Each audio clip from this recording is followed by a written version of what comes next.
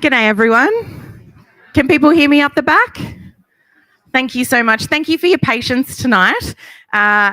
It's almost like there's some important climate legislation in the Parliament and the leader of Australia's third biggest political party is coming to talk tonight. Unfortunately, Adam is stuck in Parliament negotiating on the safeguards mechanism. We just got a message through from his office. I'm terribly sorry. So he is either leaving in the next 5 minutes and we've solved climate change, or he'll be stuck there in negotiations. So his office will keep me posted. I'm terribly sorry if we can't deliver Adam this evening. It is the peril of doing live events and certainly the perils of getting an MP in the middle of a very important sitting week. So I appreciate all of your patience and thank you all for coming along this evening. We have not Adam Bandt here, we have Richard Dennis, Executive Director of the Australia Institute. We'll have to get him some fancy glasses to do a better impression next time. And if you want to sneak out now, I'll just turn my back for a minute. So the house lights are pretty bright, you know, we won't notice. But it is still possible that Adam will join us this evening, and he does send his apologies for not being able to make it on time. I would like to begin by acknowledging and paying my respects to the traditional owners of the land on which I live and work here. It's Ngunnawal and Ngambri country. Sovereignty was never ceded, and this always was and always will be Aboriginal land. And I'm very proud that the Australia Institute supports the Yes campaign for the referendum for an Indigenous voice to Parliament. And I really hope that all of you are thinking about how we can help that Yes referendum succeed this year. Thank you so much for coming out tonight. We do love hosting politics in the pub. It's so important to our democracy that members of the public come and have these amazing conversations about public policy. We've got such an engaged community here in Canberra and we love to see you all out here tonight. We do put on politics in the pub for free, but it's not free to host. So if you can, chip in online at the australiainstitute.org.au, or there's a tap and go donation button at the back of the hall. Every little bit helps. So you may have noticed that on Monday night, the United Nations Secretary General gave the world a pretty stark warning about what's coming down the pipeline. We've already had 1.1 degrees of global warming, and unless we change course pretty dramatically, we're on track for much more warming. He made a very clear and stark call that unless we rapidly change and unless we stop no new coal and gas, we're headed for pretty catastrophic climate change. So yeah, in some fortuitous timing, it turns out the Australian Parliament is having a pretty big debate about how we might reduce Australia's emissions. That legislation known as the safeguard mechanism is currently before the Parliament. And some of you may have noticed that the Australia Institute's been a little bit critical of how this legislation might work and some of the big loopholes and gaps in it.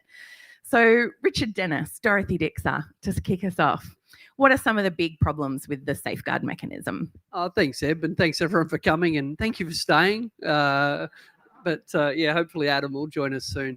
Look, I don't know how much people know about the safeguard mechanism, and so it's probably easier to describe what it doesn't do than what it does do.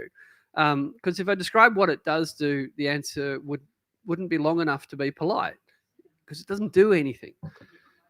What it doesn't do is stop anyone setting up a new coal mine or gas well in Australia in 2023, in what's supposed to be the decisive decade. The safeguard mechanism provides no barrier to setting up a new coal or gas project.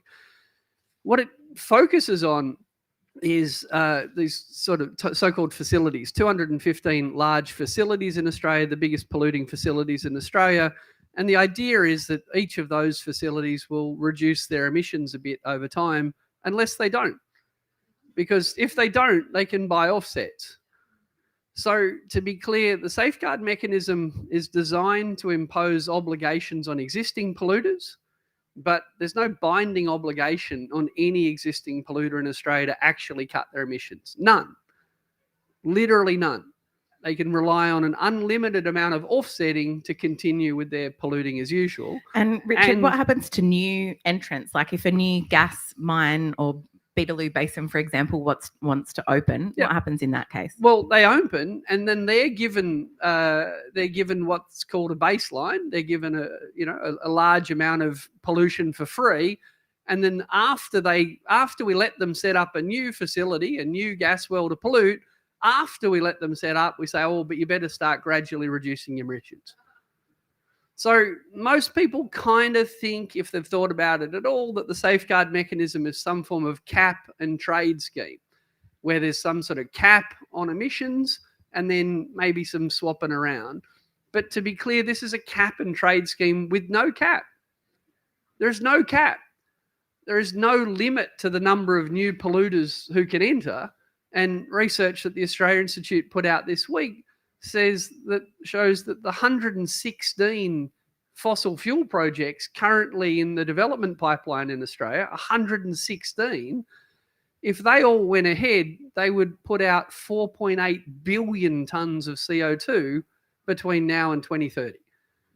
Now, the government's argument is, oh, but they probably won't all get built. So, well, why don't you ban them then? Oh, because they might get built? This is the absurdity of the situation. We have climate policy that doesn't stop new coal and gas. That's not climate policy. I don't know what it is, but climate policy would stop new coal, stop new gas, stop deforestation, and encourage people to do good things. This just allows people to pollute as usual and buy offsets. So on that theme of here's what we would do if we genuinely wanted to reduce emissions, those all sound quite straightforward to me, Richard. Ending native forest logging, stopping no new coal and gas. Do we have a history of overcomplicating this? Like, why are we making this more complicated than it needs to be? Because complicated things are how we hide the deception. Like, let's be crystal clear. The economics of tackling climate change is simple. The science of tackling climate change is simple. The engineering, a lot of it's now simple, thanks to decades of research. The only hard thing about climate policy is politics. But we don't like to admit that it's politics slowing us down. So we have to have complicated economic mechanisms, complicated scientific debates, complicated engineering debates. So if, and it's a giant if, but if Australia wanted to actually tackle climate change, the first thing you would do would be scrap $11 billion a year in fossil fuel subsidies. Like, are you with me? It's complicated stuff, right? Like, we're actually subsidizing the bad stuff. So you step one, you do that. And we're nowhere near doing that. So step one, you get rid of the subsidies for the bad things. Step two, you stop approving the bad things, the new bad things. You don't keep building new coal mines and new gas wells in allegedly the decisive decade. So step one's real easy. Step two's real easy. And because no one wants to take step 1 and 2, we have to come up with step 47B, part 2, which is the safeguard mechanism. All right, we have to have a big, long technocratic fight about the thing that no one understands to distract people from how simple it would be to get rid of the subsidies, how simple it would be to stop approving the bad things, how simple it would be to stop native forest logging in Tasmania, right? Because we're not going to do the simple things, we have to fight about the complicated things. And speaking of complicated things, that brings us to carbon offsets. So the bill currently provides for unlimited offsets, but what does that mean? Okay, so serious question. Put up your hand if you think other people in the room understand what carbon offsets are. That feels about right. So again, it's complicated, and that's the point.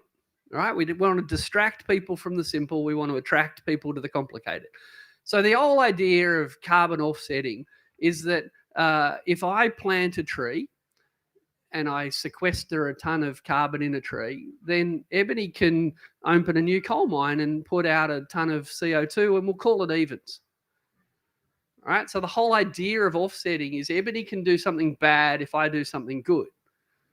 But think about all the effort that would go into achieving nothing. The science says we have to reduce emissions. Reduce them. That means reduce them. Are you with me? But we're having a whole conversation about how to maintain them. A complicated scheme. We'll come to the sort of fraud and deception in a minute. But even if it wasn't fraudulent, all it can do, all the offsetting can do, is maintain a level of pollution that every scientist that's looked has spent decades saying is too high. So the point of offsetting is that it's okay for Ebony to do something bad as long as I do something good. There was a fantastic Poke cartoon that I think captured it. Yeah, someone's seen it. All right, there's this kind of classic-looking hamburger-looking criminal about to push someone into the water wearing concrete shoes, and the police come up to him and say, hey, maybe you shouldn't murder that guy. And he says, that's all right, I'm a lifesaver and I saved someone's life last week. I've got a certificate. No net murders. No net murders, right? So this is not how society functions. That it's okay for, I'm blaming Ebony for all of this, it's okay for people to do bad things as long as someone else does a good thing, especially when the science says, let's be crystal clear, we need to stop building new coal and gas and plant the trees. The science doesn't say you can substitute between them. It says we need to go flat strap on both. So we've got these kind of carbon credits in Australia, and let's just choose our words carefully here, they're dodgy. And everyone that's looked has concluded that they're dodgy. The Four Corners episode was great. Even the Chubb review that gave them a clean bill of health had 47 pages of how to give them how to resuscitate them because they're in such bad shape. So everyone that's looked has found all these problems, which means that we're letting Ebony build a coal mine because I'm not really doing something good. And by the way, everyone thinks offsets are about planting trees. About 1% of carbon credits are related to people claiming to plant trees. Most of them relate to someone promising to not chop a tree down. So I'll let Ebony do something bad as long as I don't do something bad. Right? I'm not even promising to do anything good. And of course, most of the trees that we're protecting were never actually in any danger. So that's what an offset is. And under this scheme, Australia joins Kazakhstan as being the only country in the world to have a climate policy that relies on 100% offsetting rather than any actual binding obligations to reduce pollution. Now, I don't want to raise everyone's hopes, but the latest text message I've got is that Adam is out of the meeting and getting out of the building in the next 5 minutes. So I will keep you posted, but we're going to keep Richard on the on the stage with us for now. Thanks, Richard. So sticking with carbon offsets, some of them aren't great. In fact, they might just be hot air. The government, the legislation as it currently stands is allowing me to build so many new coal mines, you guys, as many as I like, as long as I'm buying some offsets, which may or may not be dodgy, but that unlimited access to offsets, as many as you like, no caps on that. We did some polling recently to find out what people think of that as a plan. What did that show? So we put out some polling this week. We polled a bunch of Labor marginal seats and the Teal seats to see what inner city voters think about all this stuff. And I'll answer Ev's question in a second, but it's really important to understand that the last election was really the first election in my adult life where inner city votes is what done it. Like, I've spent 20 years listening to people tell me how important some regional seat in some part of regional Australia was, and some old bloke's a climate skeptic out and whoop, and therefore we can't tackle climate change. But the seats that are changing hands in Australia now are city seats. And this is a real challenge to politics as usual. Both Labor, I think, and the Liberals are kind of stuck chasing these sort of mystical, older male, grumpy voters in regional Australia and losing seats hand over fist in the inner city. Our polling showed very strong support here in Canberra for a ban on new coal and gas. So well done, you guys. Thanks for answering the robocalls when they ring you. And it also found the same high level of hostility to new coal and gas in all of the city seats we polled. And offsets. Look, I do a lot of polling. Institute does a lot of polling. I usually try and guess what I think people are going to say. And to be honest, I'm often right, just because if you talk to people a lot, you have a sense what they think. I was blown away at how much people hate offsets. In the seat of Mackellar, Sophie Scomp's the seat of Mackellar, Jason Falinski's old seat, only 7% of voters thought that it was okay to rely on 100% offsets. 7%. Like, don't know was 15, So, yeah, no one knows what they are. No one understands them. No one thinks they kind of feel ethically or morally right. But they have heard a lot of people say things like, we can't tackle climate change without carbon credits. We can't do it without. It's sort of, we've been told for years we couldn't do it without carbon capture and storage. We couldn't do it without nuclear. We couldn't do it without algae or seaweed. Like, there's been these techno fixes for decades. This is just an accounto fix. It's like, we can keep doing the bad stuff as long as this stuff happens. And yeah, voters aren't buying it, which is why I think the government's finding it hard to negotiate with the Greens. Another kind of criticism that has come up from the Minister for Climate Change, Chris Bowen, he's been challenged a little bit this week on the IPCC findings and how's the government responding to that. Today, he was asked a question by Monique Ryan about, I think about offsets, was it? But I'm just thinking about the cement industry, which is... Aren't we all? Why is Minister Bowen so concerned about the cement industry and why is that relevant? I remember I said that good climate policy is simple. Like, it really should be simple because we know how to do it. We just don't want to do it. But of course, in a democracy, when we're planning to disappoint everyone, it's better to confuse them. So whenever you hear Labor asked about, why do we have to rely on offsets? Why is it okay to build enormous new gas and coal and rely on offsets? Isn't that crazy? Their answer is always, pat on the head. You don't quite understand, do you? A little bit of mansplaining coming up here. You haven't thought hard enough about cement, have you? You know about cement kilns. You understand the chemistry of making cement. This is what we call a hard-to-abate industry.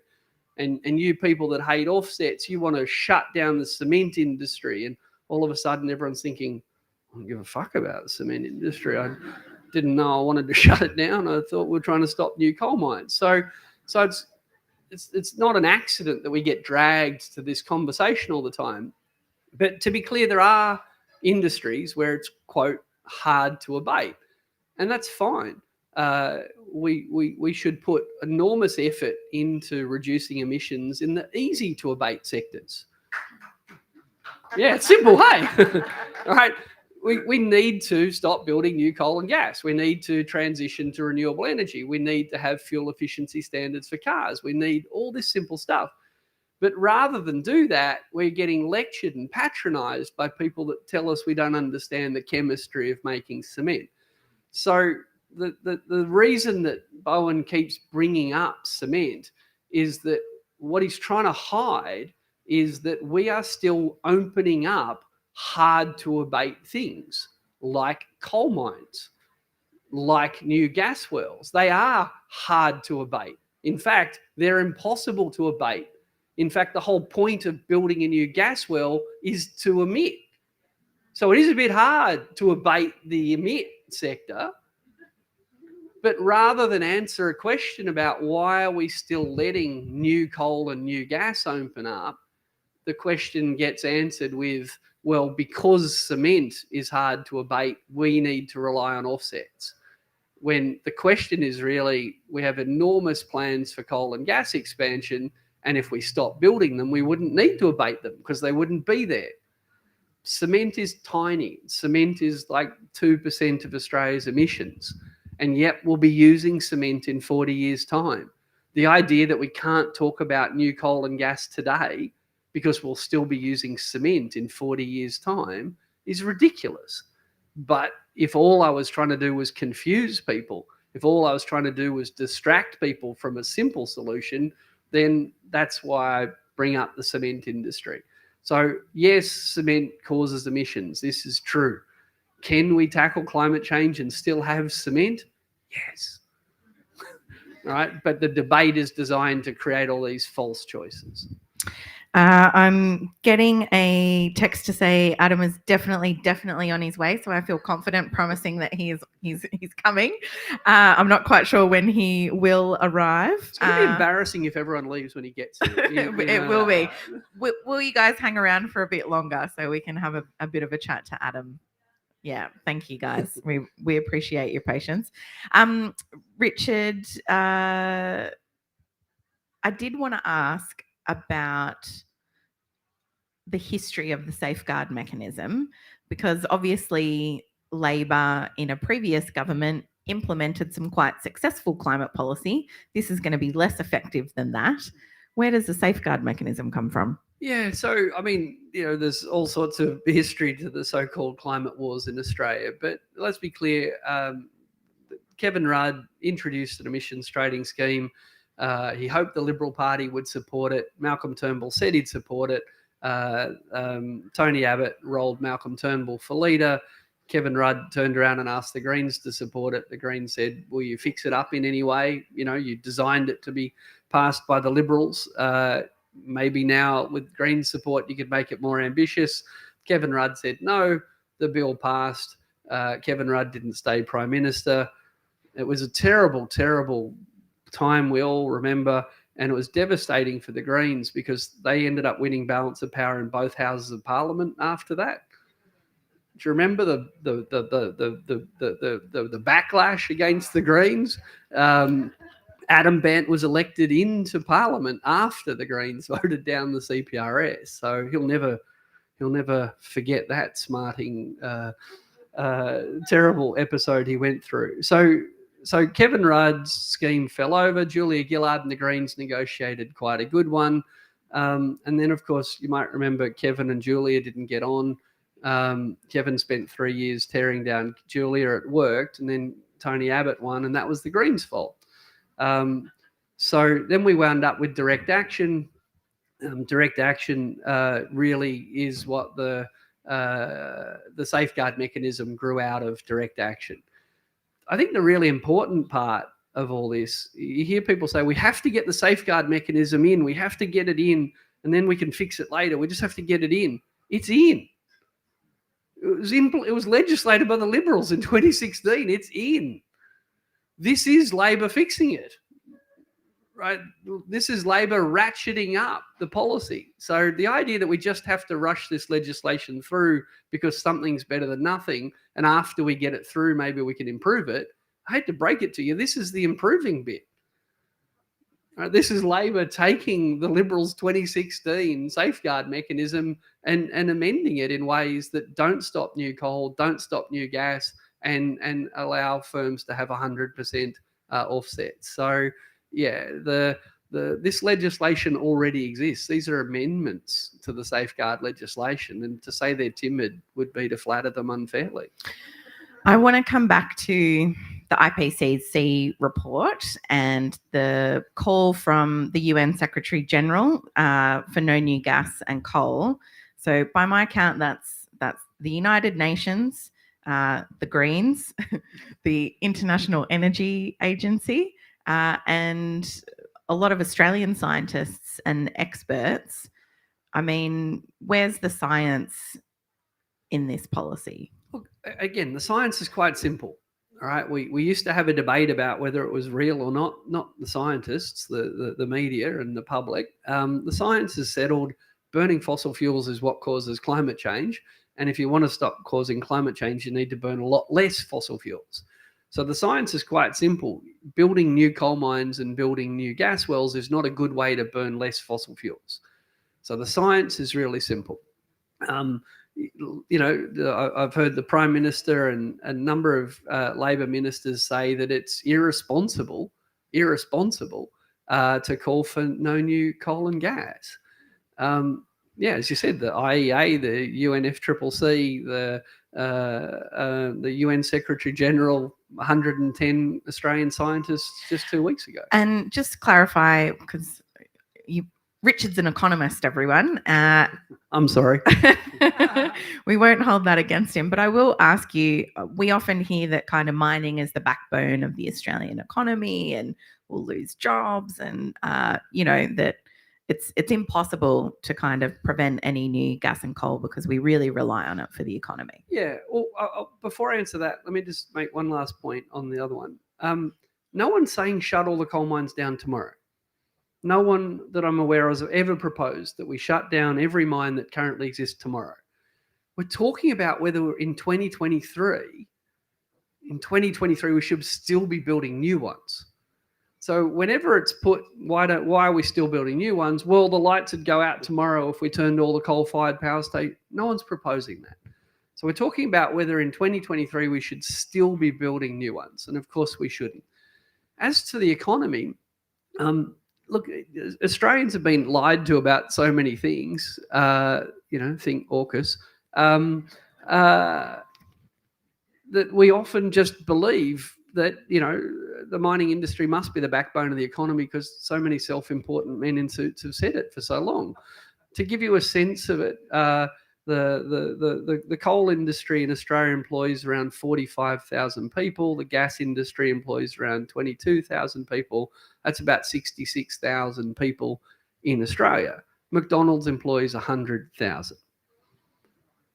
Okay, the coal and gas industry are small employers. This is a technical economic term, small employers. We once put on a future jobs summit up in Queensland and invited all the big employers, and the mining industry got the shits because they weren't invited. Well, you're not a big employer, mate. But see, that's the heresy. They must be because they talk a lot. So the fossil fuel industry employs, about half what McDonald's employs. They don't pay a lot of tax. People get all excited about exports and things. Oh, but somehow exports pay for our things. No, this is not how economies work. I can't quite go into it now. But when a private company exports some coal overseas, it doesn't fund teachers and nurses. Let's be clear. And these companies are foreign owned. So the economic significance of them is massively overstated for a simple reason, that they need to make you think that you need them, right? Because they cause climate change. They need you to fear what would happen if they weren't around. So I've been looking around. I haven't cracked this yet. I'm confident saying it, but I can't prove this yet. I'm pretty confident that more people are involved in dog grooming. I'm not kidding. Dog grooming than fossil fuels in Australia. Now, of course, when miners get pay packets, they go and spend money in shops and create indirect jobs. And when teachers get money and nurses get money and dog groomers get money, they just flush it down the toilet. They don't shop. Seriously, we talk about all the indirect jobs that the mining employees create when they spend their wages. Well, 66,000 people spending their wages is not what props up 25 million people in Australia. And then just finally, there are whole nations that don't have a mining industry. How do they exist? Their economy has no backbone. Like, we don't have a spine. Like, we can't stand up to these people. But literally, there are whole nations that don't mine anything. Why do we believe that we couldn't have an economy if we didn't have a mining industry? Singapore does exist. Japan does exist. Australia's the third biggest fossil fuel exporter in the world. It's very good for the handful of people that work in it. It's very good for the people, mainly foreign owners, that own them. But the idea that we all couldn't, come to the pub if there wasn't a mining industry is just absurd. Our special guest has arrived. Please welcome Adam Bandt. Come on up, Adam. If you come down here on the stairs down this side. And we're just going to unceremoniously boot Richard out. Thanks, Richard. Just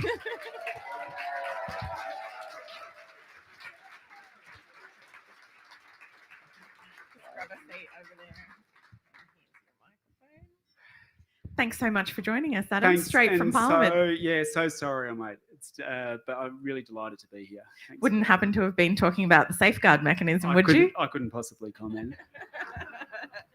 So if everyone is okay, and I'll just check with Adam, if we could maybe aim for a 20 to 30 minute conversation with Adam. Is everyone okay? Yep, we go for that. Thanks so much for joining us, Adam. We really appreciate you coming straight from Parliament and straight from hopefully some fruitful negotiations.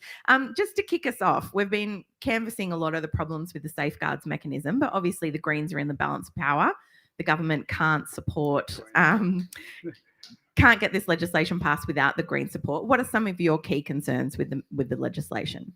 I think if you were to start from scratch, from basic principles, you would say coal and gas are the main causes of the climate crisis. And so if you want to pass a good climate policy, then pollution should start coming down and you should have less coal and gas rather than more. Like, that's just from basic starting point. And our concerns with the way it's drafted at the moment is that pollution from coal and gas can continue to go up and is in fact forecast to continue to go up under the government's projections. Why? Because, as you probably heard from Richard, new coal and gas mines can come in open slather, and all of the coal and gas mines in the system don't actually have to cut their pollution, they just have to buy offsets. And so coal and gas, the main causes of the climate crisis, as the UN Secretary General has told us this week. The safeguard, as it stands, actually sees pollution from coal and gas go up and allows total pollution from all of these areas covered by the safeguard to go up, because all they have to do is buy offsets and then they can then claim that they're cutting pollution. So fundamentally, I guess our main problem is that pollution can keep going up, and pollution from coal and gas is forecast to go up under the safeguard. We think the targets are too weak because it's based on the 43% emissions reduction target, which is, of course, based on the world heating by more than 2 degrees. Like 2 degrees is meant to be the Paris Agreement target, but so more than 2 degrees, I think the target's too weak.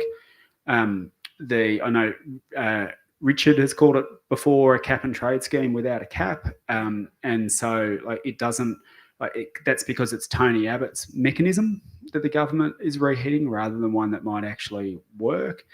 And of course, there's the unlimited offsets. We've said, even though they're real concerns that we've got, we've said we'd put aside all of those concerns if the government, and vote for the bill in full, if the government just committed to stop opening new coal and gas mines, because that, going back to point one, is the cause of the climate crisis. And even though we've got some big problems with the bill, it's the fact that pollution can continue to go up, not down, is probably the most succinct way of putting it.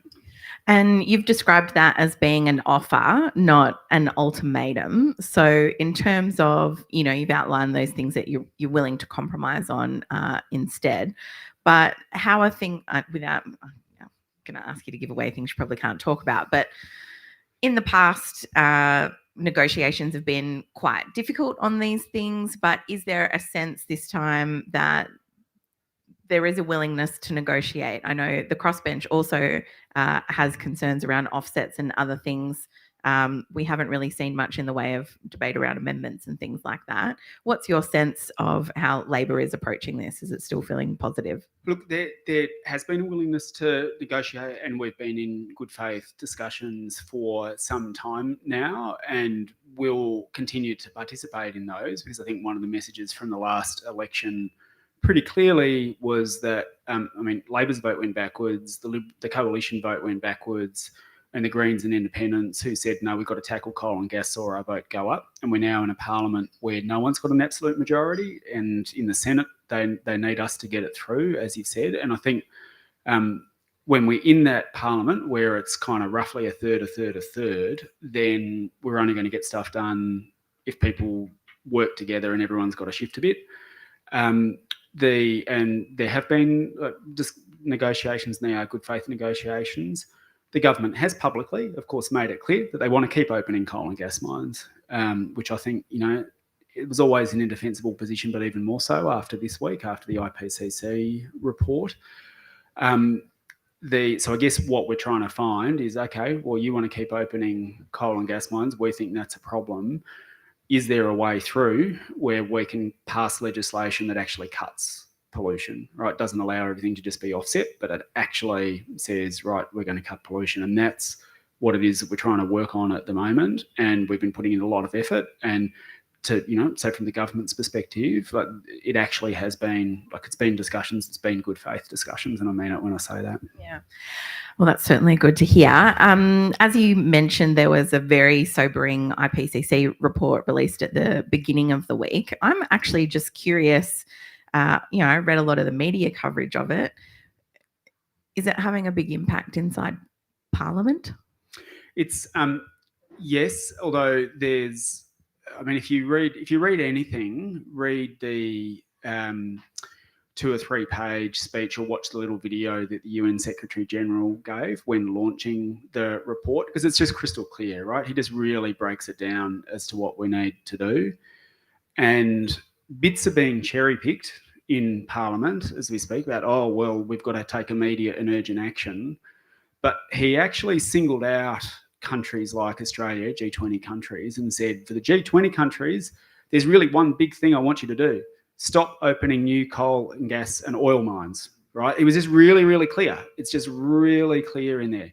I haven't heard the government talk about that bit much. And, I've had there's been a fair bit of, in the, some of the broader stuff that's going on, a fair bit of cognitive dissonance where it's like you have a news report saying that, and then it's like, oh, but, will the safeguard mechanism get through Parliament? And it's like, no, like a lot of people aren't putting 2 and 2 together, that actually maybe this thing that the UN's Secretary General said might actually have some impact on Australia. My sense is that in the community, it's having a really big impact. And certainly, I mean, some of the polling that I've seen backs up, that I think it was even conducted by the Australian Institute, backs up what we're seeing, especially after the last election, is that people get what is causing the climate crisis. You learn it at primary school, right? Like people get it. And so they understand that to fix it, you need to use less. And so I think that is resonating. But yeah, I haven't yet heard that bit of it be talked about that much by the government or the opposition. And I just want to ask, because it feels like part of that IPCC report was that we're already experiencing, obviously, global warming. We've already had a certain amount of global warming, and it feels like we're already seeing this a lot in terms of Australian experiences with extreme weather. But again, just a kind of a disconnection in the Parliament, certainly amongst the major parties, with that this is a problem that we're dealing with here and now. It's not a 2050 problem. We've got the safeguards mechanism, but are there other things that the Parliament will be looking at, or that the Greens will be pushing for, other than the safeguard mechanism? Because that's kind of the biggest polluters, but there's whole other sectors that we need to reduce emissions in as well. Yeah, and there are. I mean, one of the things that we've said is that our environment laws are broken at the moment, because you can approve major projects without having to take into account whether it's going to make climate change worse or not, which is like at the same time the State of the Environment report that was hidden by Morrison and that was then released said the biggest threat to Australia's environment is climate change. But the Environment Minister, there's nothing that requires the Environment Minister to take into account climate change when making decisions about whether to approve projects or not. So we've been pushing for a long time for a climate trigger, and we've got to, like, we want to see us get to a stage where you can only be buying electric vehicles in this country, setting ourselves that target, like set it a few years away, give people time to catch up, start making that shift on that front as well. So, I mean, I guess there's lots of, so as well as climate trigger, as well as a push on the transport front, one of the other things that we've been really keen on pushing for is a transition authority for coal and gas workers, because I think a big part of the shift needs to be about understanding that coal and gas workers, are not causing the climate crisis like it is, and they have, in fact, we owe them a debt of thanks because they have helped power our economy. We just now know things about this in the way that we didn't know things about asbestos and tobacco and then found out about it. And but it's not the workers' fault, and in fact, we owe them a debt of thanks. So we've been pushing really hard to say, let's have a transition authority and wage guarantees for workers and for new businesses to come and invest and set up in the areas where we're going to have to start closing down and phasing out the coal mines and the gas plants, to ensure that people can walk into a new job without a loss of any wages and to have some full wage security. So there's a number of things that we're going to be pushing for, but obviously the main one at the moment is tackling coal and gas. And you got an agreement from the government, I believe, around, I want to say the ERF, but I'm not sure if that's the right thing, around not funding coal and gas. Is that right? Yeah, around the National Reconstruction Fund. Thank you. Yes. I knew it wasn't that. So this is the government's push to revitalise manufacturing in this country, and we're supportive of that. I mean, one of the things that we set up back in the power sharing parliament back in 2010 when I first got elected was the Clean Energy Finance Corporation, and that's basically there to help grow a clean energy industry in Australia, and it's been remarkably successful. The government wanted to do a similar thing with manufacturing, and we supported that. That was something that we took a similar policy to the election as well. We just wanted to make sure that it didn't turn into a slush fund for coal and gas, especially because it was just in very broad terms. Here's several $1 billion and the minister can spend it as they want. And we lived through, Angus Taylor being the minister, and like who knows if it's going to happen again. Hopefully, it'll never happen again. It's Peter Dutton is a long way from becoming prime minister. I think I don't see how the coalition gets themselves back into majority government anytime soon. But you got to write this legislation for, I guess, the worst possible minister. And one of the reasons the Clean Energy Finance Corporation was so successful is that we built in guardrails into it that said you can't use this money on coal and gas. And I'm glad they were there, because the Liberals actually tried to redefine gas as clean energy during their term. And it's because we had those guardrails in things like the Renewable Energy Agency and the Clean Energy Finance Corporation that they couldn't do it. And so we got those guardrails put in this thing as well, so that you can't spend the money on financing coal, gas, or logging native forests. And so, because there's plenty of other things to be spending money on that'll actually create jobs and grow, help grow manufacturing and industry in Australia, and those aren't any of them. And so we've stopped public money going to that. I did want to ask as well about carbon offsets. So you've talked a little bit about the unlimited offsets earlier, but Australia Institute research and research from a lot of other experts has shown real problems with the integrity of Australia's carbon offsets. We had the Chubb review, but how is that going in terms of implementation and really cleaning up that sector to make sure it has some integrity? Well, a lot of it's not done yet, and there's still a lot of, there's two issues. One is, do you agree with the principle of offsets in general? And I think there's you can't offset your way out of the climate crisis. We have to tackle coal and gas. But the second is, for offsets as such, do the offsets that are there have integrity? And I think you might have heard, I don't know if I was lucky enough to share the stage at another event with Richard Dennis the other day, who was telling incredible stories. I don't know if I'm just copying you right now, Richard, so please excuse it. Feel free to jump up and correct me. But of some of the credits being you fence off a paddock of land, and it's called human-induced regeneration. And you say, because I've fenced it off, trees can grow there now. And of course, the rain comes and the trees grow, and then you get paid for that. And Richard, so amazing as if that's what did it, like you putting the fence up did it. But Richard tells the amazing story about hearing an interview with someone who did that, and then got money from it. And they said, oh, well, what did you use the money for? And he said, I used it to log the paddock next door. And so that's how, for a lot of these, the credits that are out there, there's a big question mark about the integrity over them. And also, are you paying for things that would have happened anyway? Part of it is another type of credit that fortunately is on the way out was avoided deforestation, pay me to not chop down the trees that are over there in that paddock. I wasn't going to do it anyway, but if you pay me not to do it, then we'll call that a credit. So there's a lot of stuff in the system that the junk has not been cleared out yet. And so there's been recommendations, as you said, through the Chubb review to do that. But some key parts of those haven't yet been implemented. If I can just have a little bit of a tangent, if you'll indulge me. You came into Parliament in the 2010 election and were part of negotiating the clean energy package that you've referred to with the Gillard government. But there's obviously been a huge change, as you also referred to, at the last federal election. How different does the Parliament feel in this term compared to last? Well, it feels like it's amazing sitting there on a crossbench, like a growing crossbench. I think we're up to 16 now, might have even grown even more. There is a real sense when you look around that this is very different. Like, this is a really different Parliament, and it's reflected now in the Senate and in the House as well. Like, we've gone from a very small crossbench to a much bigger one.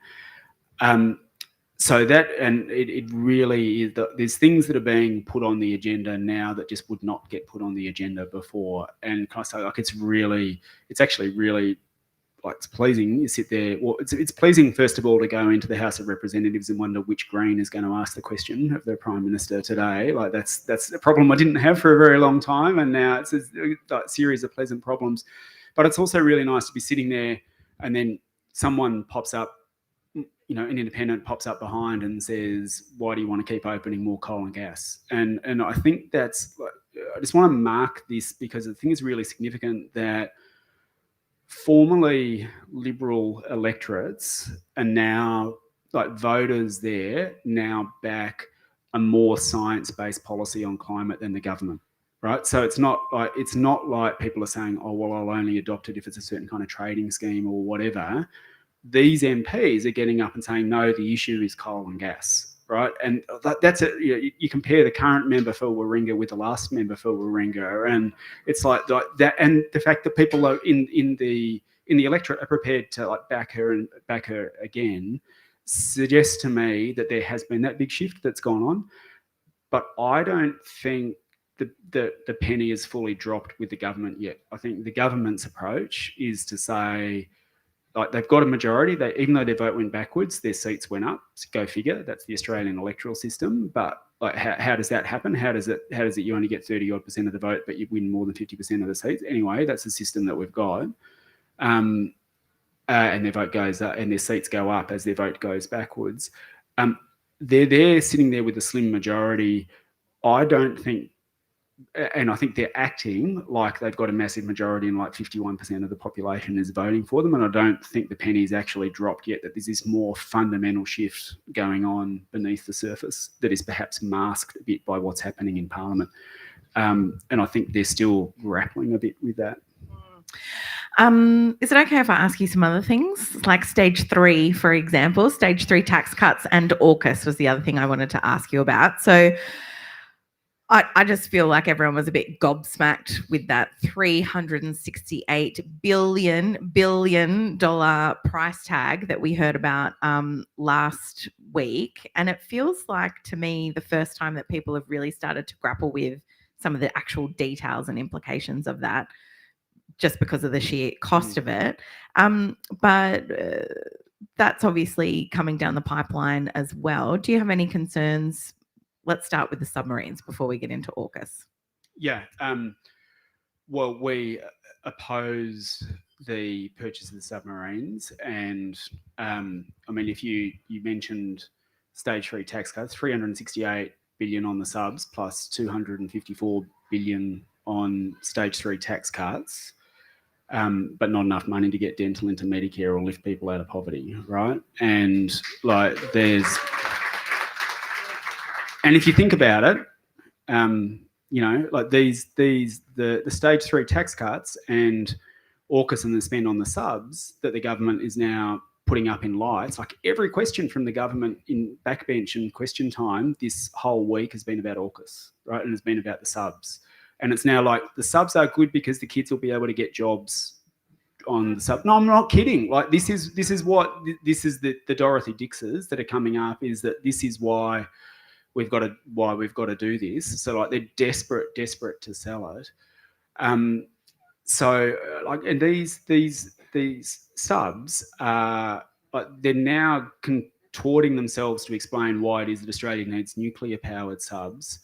And, like, really, the justification that they were saying the quiet part out loud a while ago under Morrison, which is that these subs can travel further. So it's not actually about defending Australia. It's about being part of an offensive capability of another country's or several other countries' arsenal and weaponry, right?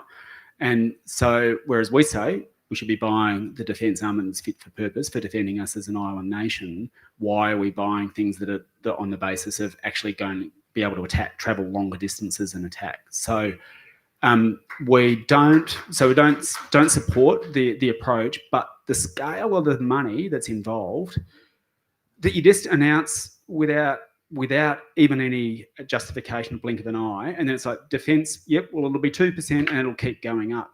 Like, imagine if we just walked out and can you imagine if the government walked out and said we're going to spend $368 billion on public schools and we're just going to do it and we don't care how much it costs because it's essential, or we're going to spend $368 billion. We don't care what the price tag is. We're going to spend as much as we need to reduce inequality in our society. Like, you know, there would people, they'd be hammered. Oh, where's the costing for it? But somehow there's some kind of free pass for this kind of spending. And yeah, I feel that after the last couple of weeks, when they're backing over $500 billion on stage 3 tax cuts for politicians and billionaires and the subs combined, you can't tell us anymore that there's not enough money in this country to get dental into Medicare or lift people out of poverty, right? Or end homelessness. I was going to ask about AUKUS, but I feel like you've just covered the things that I wanted to know about there, because it does strike me as a very big difference in what our defence policy is. It's a difference between defending Australia and being part of perhaps the United States' biggest strategy. But that does bring me back to the stage 3 tax cuts and that point that you've made. It's a huge cost, and actually it dwarfs the cost of the submarines over time. Do you think that big price tag that really seems to have shocked the public and the media and the polity and politicians up in Parliament House means that the government has more room to back out of the stage 3 tax cuts, which it wasn't a fan of at the time? Yeah, totally. I think it's the look at the cost of living now, look at the level of inflation, look at rents. Rents are growing 7 times faster than wages. It's becoming impossible to find a decent place to live to afford the things that you need to do just to get by. Like, I feel like if the government turn around, listen to us, to everyone else who's saying ditch these tax cuts, and said, oh yeah, we're going to get rid of stage 3 tax cuts and instead put dental into Medicare and wipe student debt and build affordable housing, they'd be directing statues to Anthony Albanese in town squares. Like, you know, it would be the most popular thing to just say, we didn't realise the cost of living crisis was going to be as bad as it is, and so we just can't afford to give $9,000 a year to Clive Palmer. Right? I'm sorry, we're just not going to do it. Right? And I just think it would be like, we've been pushing for this for a very long. We opposed it at the start. We voted against it, and you know, Labor and Liberals didn't, and now they're backing it in, and they're just saying we're going to barrel on with it.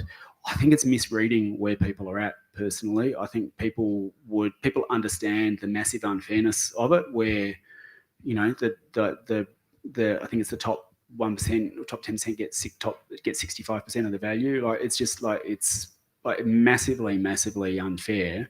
And again, like, why does every politician need a $9,000 a year tax cut in a cost of living crisis? Like, it is not. It is completely unjustifiable, and would be a very popular move for them to change course. And we are coming up to the budget, of course, which is one of the great opportunities for them to back away from that. And if anyone is curious, the Australia Institute has done an enormous amount of research showing exactly how expensive and unfair those stage 3 tax cuts are. You can find that on our website. Yeah, we're heading towards the budget. It does strike me that the cost of living crisis is a very big political deal for Labor, and it wants to be seen to be addressing some of those root causes, but also balancing the issues with inflation at the moment. What are some of the key things that the Greens would like to see as we head towards the budget, specifically around cost of living? A number of things. I think the government can do a lot of investment that can directly bring down people's cost of living. So, and you do that largely through universal services. So get dental into Medicare, right? Get dental into Medicare because the average household spends about $1,000 a year when going to the dentist, and many people don't even go to the dentist at all because they can't afford it. So do that.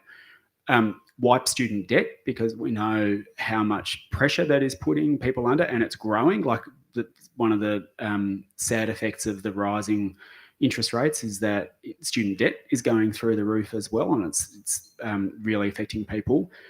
Build more affordable housing and more public housing at the scale that is needed, like not just a fund that sees the situation get worse at the end, but get back to doing what governments used to do, which is build public and affordable and social housing, and then that way you deal with a huge amount of the pressure. Put freezing rents on the national cabinet agenda. Like if we can draw everyone together for a national cabinet process to deal with rising energy bills, then we've got, because it's a crisis, then we've got to be able to do the same with housing and rents. Like I think rental is a total blind spot for the government at the moment, and they don't understand the stress that people are under. So go through a process of freezing rents and make childcare free. Like make childcare free would be a huge boost to a bunch of people. And lastly, I think we've got to start lifting people out of poverty, like the level of income support. Like think about how like it is really hard for people who are in wage jobs at the moment, but think about how hard it is to be living on job seeker that hasn't gone up in any meaningful way for a very long time, and who are continuing to live in poverty, facing a massive rising cost of living. And we went to the last election, with a costed platform that says you can afford to do all of these things if you do things like get rid of the stage 3 tax cuts and make the big corporations pay their fair share of tax. And I'm astounded that there's been no move from the government in this massive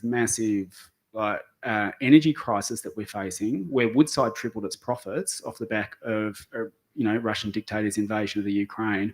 I'm astounded that there hasn't been a move to start making these corporate giants pay tax and pay a windfall tax on their profits at the moment. So you can fund all of this stuff. That's what we'd like to see in the budget, is the big corporations and billionaires paying a bit more, and it put into real cost of living relief for everyday people through investing in universal services. I do want to ask you just a little bit more about renters there, because I do feel like that is a blind spot, and we do talk a lot about public and social housing, which is obviously critically important, and there's long waiting lists in every state. But a little bit like single people, confession, I'm a single person, budgets are designed for, mum and dad investors and families and things like that, and renters are kind of one of those groups that never seems to get a look in. And as you mentioned, things are pretty bad there. How would National Cabinet address a rental cap, for example? What are some other things that we can be doing to really focus on improving that? Well, during the pandemic, Victoria froze rents, right, for a while, and understood that now is not the time to be lifting rents. Freezing rents and ending no grounds evictions at the end, because people are getting evicted just so that the landlord can then put up the rent and bring in a new tenant. Freezing rents, ending no ground evictions, and giving renters more rights is something we should have a national approach to. And a lot of that will be done at the state level, but the federal government also has a big role in A, coordinating the states, but B, it's got the deeper pockets, right? And so for a lot of these, especially for the bigger builds of social and public housing that is also rented out, like we need to start thinking about that in that way as well. The federal government needs to do what it did with energy and get all the ministers around the table and say, right, this is a national crisis. And Scotland's been looking at a rent freeze as well. And we've been pushing on this for so long that even now, under questioning, the Queensland government said it is looking at a rent freeze as well. And it needs a national approach because it's a national crisis, and that's kind of what National Cabinet's for. And just to give you an idea, I am a filthy landlord, and I've got a tenant, and my real estate agent wrote to me and said, we are going to put up the rent on your property unless you write back to us and say, don't do it. And I was like, wrote straight back, no. But like, they were just going to do that. Anyway. That was the default position. The other thing I'll say that would make a big difference for renters, but also for first home buyers at the federal level, is to grandfather and start phasing out negative gearing and capital gains tax, because it's basically billions of dollars each year spent helping people who've already got 3 houses go and buy their 4th, 5th, or 6th, and it's this multi-billion-dollar a year spend by the government that pushes up housing prices and pushes up rent. Like that's one of the things that you could do, and you do it in a way that says, okay, well, look, we accept that some people might have one investment property and that's been they've made that as their decision. But like once it starts getting beyond that ceases to be something that you've done to look after yourself in your retirement or to get an extra bit of income. It starts to become a method of wealth accumulation when you've got 4, 5, 6 or 7, and the government shouldn't be subsidising that, right? The government should, if you want to do that, okay, then go and do that, but don't line up for a multi-billion-dollar check from the government, which is what's happening at the moment. There's better things to be spending that money on. That brings me to the superannuation tax concessions. The government announced quite a small, modest change to super tax concessions, which are enormous, approaching the cost of the age pension every year.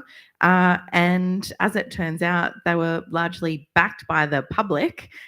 Do you think that gives a bit more hope that we can have a bit more of a serious tax reform debate in the parliament? Oh, look, I really hope so. And it was, so they're talking about reducing the tax breaks that you get if you got a super balance above 3 million. Scott Morrison actually passed a law that basically set that started winding back tax breaks for people who've got super above 1.9, right? So they're actually being even a bit more cautious than Morrison did. But people get it, right? People get that it's massively unfair. And so I do think, A, they could go further on this one, but B, it just shows that, again, it comes back to that point that like we've been pushing and pushing and pushing on the stage 3 tax cuts. Like no one's there defending them. We asked the Treasurer, Dorothy Dixer, in Parliament, was just said like a really simple question: can you please explain the benefits of the stage 3 tax cuts to the economy? And he couldn't, right? He didn't. He had nothing to say and sat down after 30 seconds, right? There's no... I don't know why they're hanging on to them. I think it would be massively, massively popular to have a discussion, yes, about tax reform, and I think it's important to look at the super tax concessions. But I come back to this point about the big corporations in Australia and internationally. 27 gas corporations in Australia in 1 year brought in $73 billion with a B of income and paid $0 tax on it, right? And when a nurse pays more tax than a multinational, something is wrong in this country. So I am all up for a discussion about tax reform, but it's got to start with the fact that often the very same corporations that are causing the climate crisis are doing it by dipping their hands in the public purse. Many of these gas corporations don't even pay royalties for the gas at all. They get the gas for free. So cooked are our tax laws.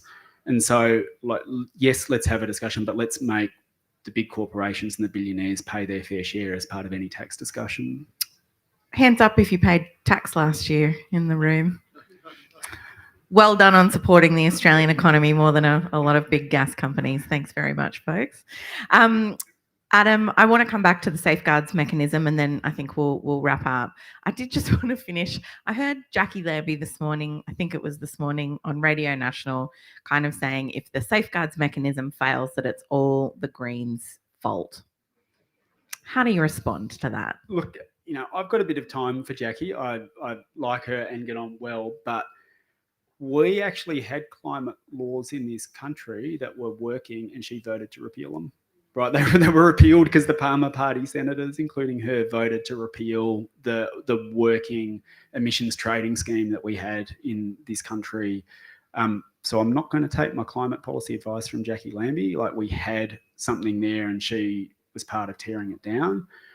And I guess I'd say to the government, I'd say as well, like at the moment, I know a lot in the media love to say, well, this is a test for the crossbench. Well, it's actually a test for the government. it's a test for the government. Like, if you want to get your legislation through in a parliament where you don't have a majority in both houses, you got to learn to play well with others, right? And like if the government thinks this legislation is that important, we're up for seeing if we can work with them to get something passed. But there's a lot of people in that parliament, and our plan is to work towards get something passing. And I think for her to single out and say, "Oh, it would be the Greens' fault," I politely disagree. We are going to wrap it up there. Please thank Adam Bandt. Thank you. And I would really like to thank each and every one of you. You have been so patient and understanding this evening. Thank you so much for hanging around and being part of tonight's conversation. You've been a wonderful audience, and we really appreciate that you've come out tonight to hear about. Like, it's vital. It's crunch time for the climate, and we're just so delighted to see so many faces here tonight. Thank you to Verity Lane Market and to my wonderful colleagues Hayden, Eleanor and Tanya for helping out this evening. A round of applause for the Australia Institute staff. Don't forget to subscribe to our mailing list to find out about our future politics in the pub. We'll be back next month here at Verity Lane Market, and we'll send you the details of that soon.